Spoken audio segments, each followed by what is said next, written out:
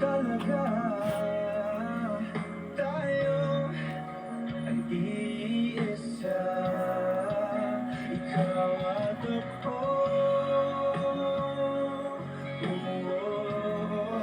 Gikapoy nako kaya ang akong video di imang gyud manggawa sa wall ambot na lang.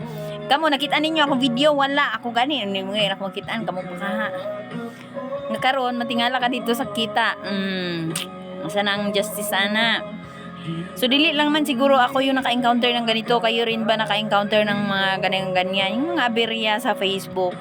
So dati kasi maganda yung kitaan, ngayon napadami yung content creator nagba-vlog, pangundang na mo kadtong mga nang income na pangundang na mo, uy hatag pud ninyo sa amo, grabe pud mo kasakim, uy di man ninyo madala inig matay, uy pangatag nyo na, tama na ng inyuhan na puding ubang pong mga supporters dito pud mo suporta dito pud sa mga famous na asan na.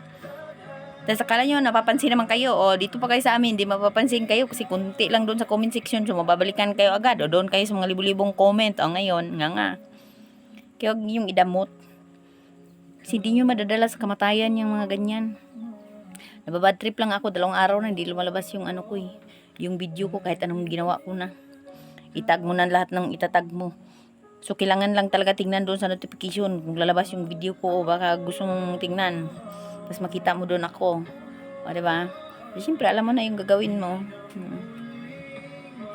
Nakakawalang gana. Pero magpo-post pa rin ako. Wala lang ako maisip na content. Kaya sinishare ko na lang yung mga aberyang nararanasan ko. Ewan ko to smeta eh. So, magaganito tayong buhok. Okay, itsura natin.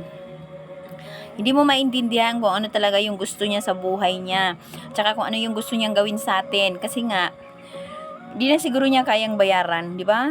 Kasi yung bonuses, kailangan mo ata umabot ng $100 bago mo siya ma-withdraw eh. Okay sana kung isasama siya sa ads on Reels at saka sa in-stream ads. So, makakaabot tayo sa quota, makakasahod tayo this coming 21. Pero kung hindi naman ako, mukhang next life pa tayo sa sahod nito.